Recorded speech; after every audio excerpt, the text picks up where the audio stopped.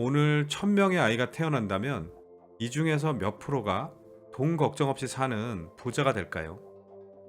물론 특별한 금수저를 빼고 얘기하는 겁니다. 1000명 중에 부자는 단 한 명이에요. 확률로는 0.001%니까 극히 어려운 거죠. 그래서 이 0.001%가 되려면 재능이 있어야 되고, 그 재능을 폭발시킬 수 있는 열정이 있어야 되고, 그 다음에 누군가의 도움이 있어야 돼요. 나의 재능과 열정을 알아봐주는 사람, 흔들리지 않게 멘탈을 잡아주는 사람, 성공하기 위해서 이렇게 함께하는 사람이 꼭 필요해요. 그리고 이런 사람들을 어떻게 만들어 나가는지 오늘 그 방법 중에 하나를 소개해 드릴게요. 안녕하세요. 지혜의 중심을 찾는 해법, 지중해 TV입니다. 여러분들, 칭찬은 고래도 춤추게 한다는 책은 한 번쯤 읽어보셨죠? 바다의 포식자라고 하는 범고래를 훈련시키는 과정에 대한 내용인데 정말 좋은 책이었던 것 같아요. 그런데 이 책을 포함해서 칭찬에 관한 다양한 책들을 읽어봤는데, 사람들을 내 편으로 만들기 위해서, 성공적인 인생을 살기 위해서 칭찬이 필요하다는 건 알겠는데 어떻게 해야 되는지에 대해서 자세히 알려주는 책은 찾아보기가 쉽지 않더라고요. 그래서 제가 그동안 기업 컨설팅과 강연을 통해서 연구하고 발표한 노하우들을 알려드릴게요. 우선 칭찬에 대해서는 남자는 능력, 여자는 외모를 칭찬하라는 말을 하는데 이게 기본이고요. 어느 정도 저도 동의하고요. 그 다음에 조금 더 좋은 방법들을 알려드리면, 첫 번째, 성향별로 칭찬을 해주는 거예요. 제가 이 영상을 만들기 전에 MBTI보다 좀 더 직관적으로 파악하는 사람 성향 분석법이라는 영상을 만들었는데, 혹시 안 보신 분들은 이걸 먼저 보고 오셔야 이해가 더 빠를 겁니다. 아무튼 다시 설명을 드리면, 사람은 에너지를 어떻게 쓰느냐에 따라 두뇌형, 감성형, 행동형으로 나뉘고, 칭찬도 이 성향에 맞게 해주는 게 좋아요. 우선 두뇌형은 보통 머리로 일하는 걸 좋아하고 그걸 칭찬받고 싶어 하기 때문에 일 자체를 칭찬해 주는 게 좋아요. 예를 들어, 이번 일은 기획력이 좋았어. 아이디어가 신선했어. 이렇게 업무 또는 능력 자체를 칭찬해 주는 게 좋아요. 반면에 감성형은 사람들의 평가나 평판 등을 중요시 여기기 때문에 관계를 칭찬해 주는 게 좋아요. 이 부장님이 네가 일을 너무 잘한다고 하시더라. 거래처에서 자네가 있어야 일이 돌아간다고 하더군. 이런 식으로 관계성을 칭찬해 주는 게 좋아요. 그 다음에 행동형은 역시 실행력 자체를 칭찬해 주는 게 좋아요. 이건 자네가 아니면 누가 하겠어? 네 추진력은 진짜 대단해. 멋있어. 이런 식으로 칭찬해 줘야 더 크게 효과를 발휘할 수 있어요. 그 다음에 조금 더 고급 버전을 알려드리면, 여러분들 조에리의 창이라고 들어보셨나요? 혹시 처음 들어보시나요? 괜찮아요. 이제 알아가면 되니까요. 이건 심리학자 조셉 루프트와 해링턴 잉햄이 1955년에 창안했고, 이들의 이름을 조합하여서 조에리의 창이라고 하는데요. 이건 보통 나와 타인과의 관계에서 내가 어떤 상태에 있는지, 어떤 점을 개선하면 좋은지를 알 수 있는 분석법인데, 우선 이게 뭔지부터 간단하게 소개하면, 사람에게는 4개의 창이 있다고 해요. 첫 번째는 공개적 영역인데 영어로는 오픈 에어리어라고 하고, 이건 나도 알고 남도 알 수 있는 영역으로 주로 외모, 자기 표현, 보여지는 인간관계 등이에요. 그 다음에 두 번째는 숨겨진 영역인데 히든 에어리어라고 하고, 이건 자신만의 숨겨진 비밀이나 약점 또는 강점 등인데, 저도 남들에게 얘기를 잘 안 하지만 사실 제가 조선 왕실에 직계 혈통을 이어받은, 여기까지 하겠습니다. 아무튼 이건 나는 아는데 남들은 모르는 영역인 거예요. 그 다음에 세 번째는 무지의 영역인데 영어로는 블라인드 에어리어라고 하고, 이걸 맹목적 영역이라고 표현하기도 하는데 저는 무지의 영역이라고 하겠습니다.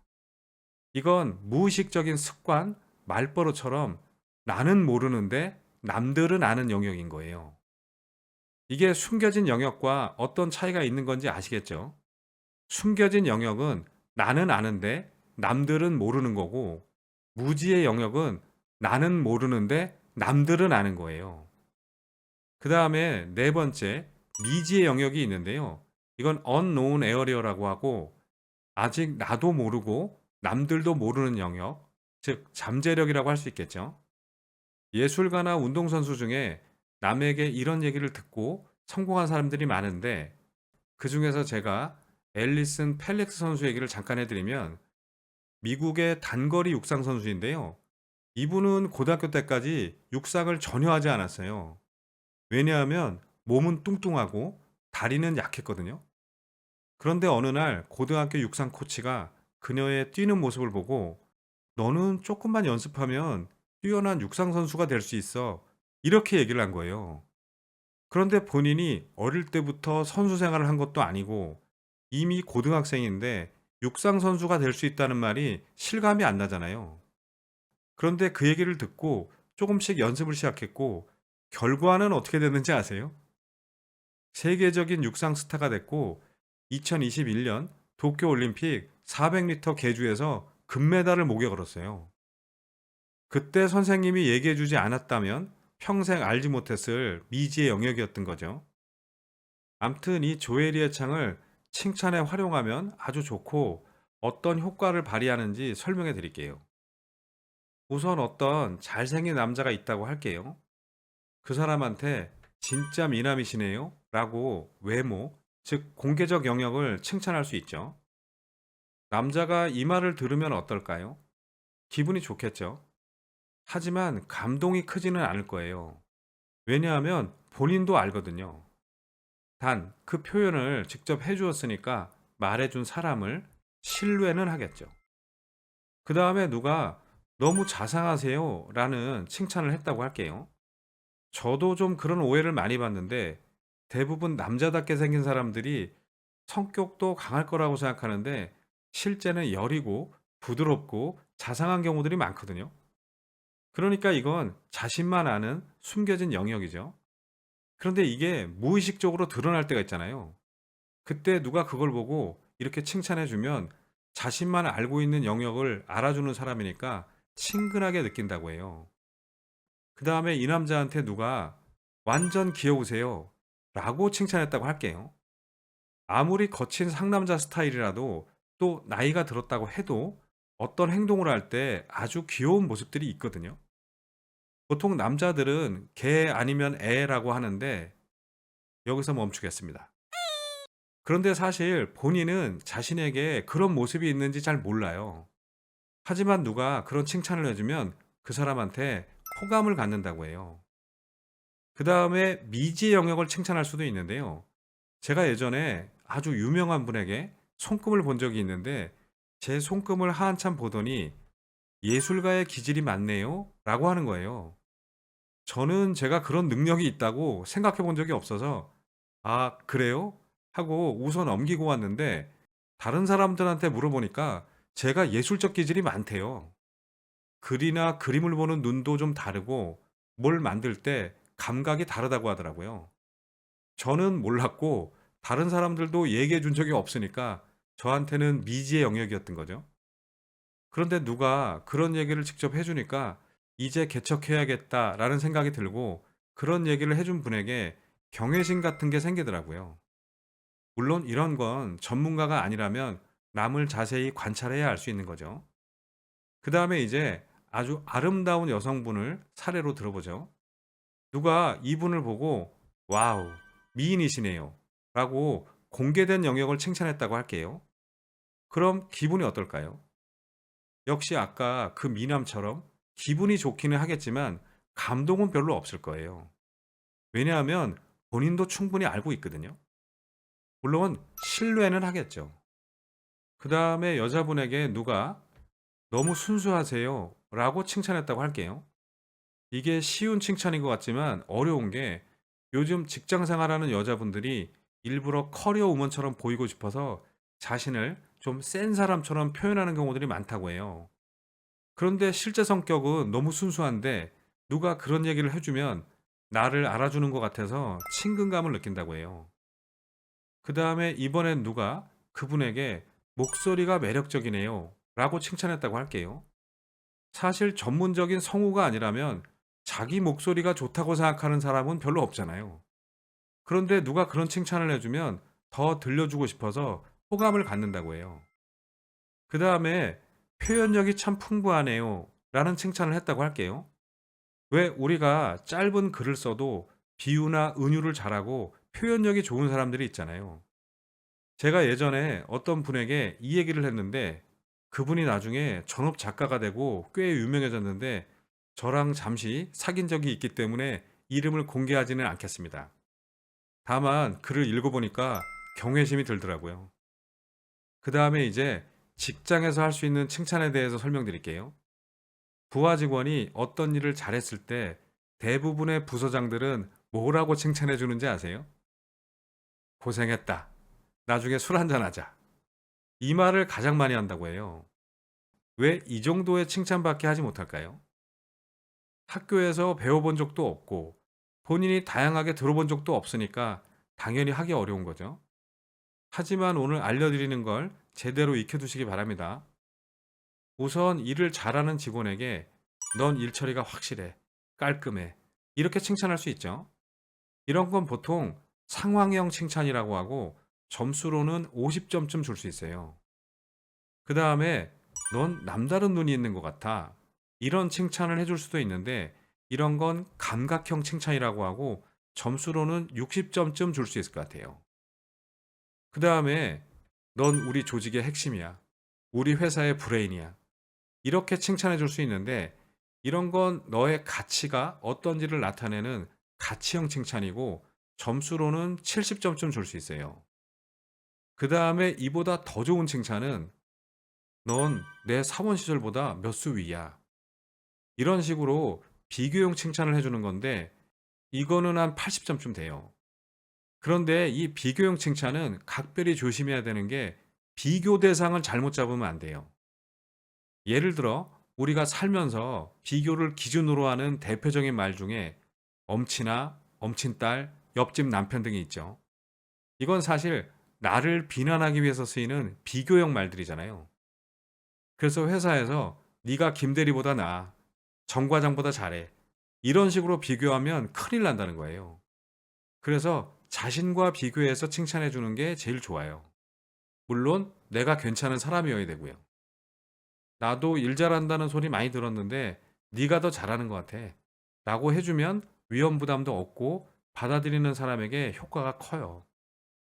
그 다음에 이보다 더 좋은 칭찬은 뭘까요?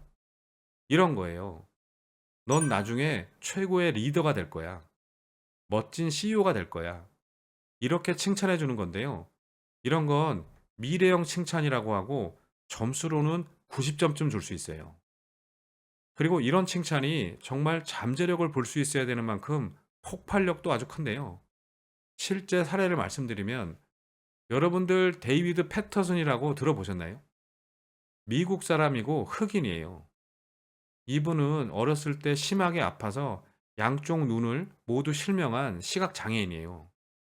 그런데 어느 날 다니는 대학의 교수님이 이런 칭찬을 했어요. 데이빗, 너는 장애는 좀 있을지 모르지만 공부할 때 보면 너는 의지가 정말 강한 것 같아. 그리고 사람을 대하는 거 보면 리더십도 뛰어나. 내가 볼 때 넌 나중에 뉴욕 주지사가 될 거야. 이렇게 얘기를 했대요. 그런데 데이빗 입장에서는 좀 황당한 거죠. 내가? 흑인인데? 거기다가 나는 시각장애인인데? 내가 뉴욕 주지사를 한다고? 여러분들 생각해 보세요. 지금이야 많이 달라졌지만 그때까지만 해도 시각장애인이 뉴욕 주지사 같은 높은 리더의 자리에 오른다는 게 상상이 잘 안 되잖아요. 그런데 데이빗은 그날부터 꿈을 꿨대요. 그래도 내가 뭔가 남다른 능력이 있으니까 교수님이 그렇게 칭찬했겠지? 라고 생각하고 본인의 목표를 세웠대요. 그리고 끊임없이 노력한 결과 미국 민주당 상원 의원을 거쳐서 드디어 2008년도에 미국 역사상 최초로 흑인이자 시각 장애인인 데이비드 패터슨이 제55대 뉴욕 주지사가 돼요. 그리고 더 중요한 사실은 재임 기간 동안 리더십이 가장 뛰어난 리더 1위로 뽑혔어요. 교수님의 그 칭찬 한마디가 한 사람의 위대한 성공 스토리를 만들어낸 거죠. 울컥하네요. 그렇다면 여기서 갑자기 오늘의 퀴즈. 미래형 칭찬을 능가하는 100점짜리 칭찬은 과연 뭘까요? 어떤 칭찬을 하면 부하 직원이 신나게 일하고 자기가 일하는 곳을 사랑하고 나를 존경하게 될까요?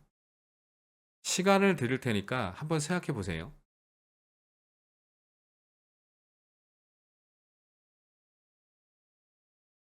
혹시 떠오르는 게 있으신가요? 저는 이 100점짜리 칭찬을 들어본 적도 있고 해본 적도 있어서 어떤 효과가 있는지 잘 아는데 오늘은 알려드리지 않겠습니다.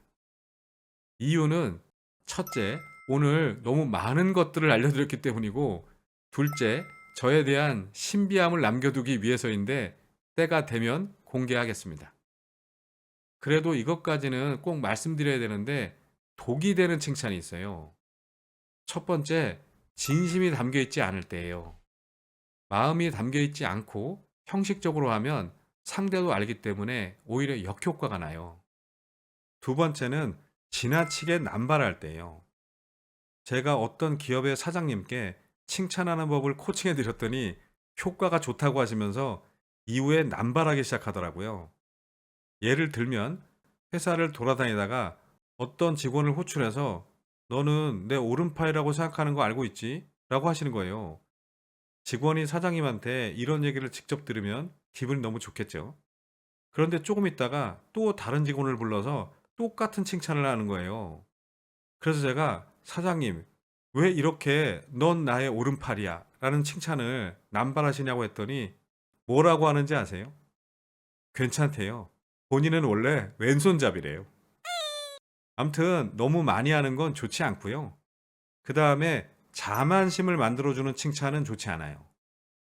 예를 들어 가정에서 자녀가 수학 시험을 100점 맞아 왔다고 할게요.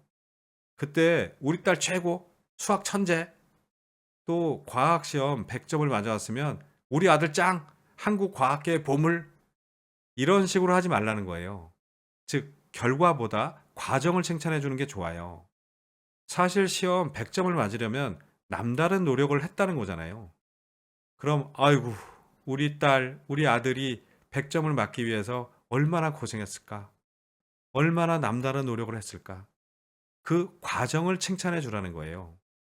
그래야 다음에도 결과보다는 과정을 즐기는 훌륭한 인재가 된다는 거예요. 공감이 되시나요? 암튼 오늘 말씀드린 걸 요약 정리하면 칭찬하는 방법은 여러 가지가 있지만 우선 성향에 맞게 해주는 게 좋고 그 다음에 조회리의 창을 이용하면 조금 더 풍성하고 다양한 느낌을 가지게 할 수 있고 직장에서 할 수 있는 칭찬의 방법도 알려드렸으니까 활용해 보시면 좋을 것 같아요. 그리고 무엇보다 진심이 담긴 칭찬 그리고 다양한 형태의 칭찬하는 연습을 많이 해보셔야 돼요.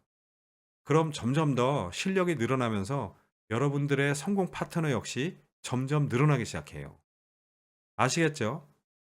자, 그럼 오늘은 여기까지 하고 이걸 열심히 만든 저에게도 칭찬 한마디 해줄 수 있는 분들만 구독, 좋아요, 알림 설정을 누르고 다음 영상에서 뵙겠습니다. 감사합니다.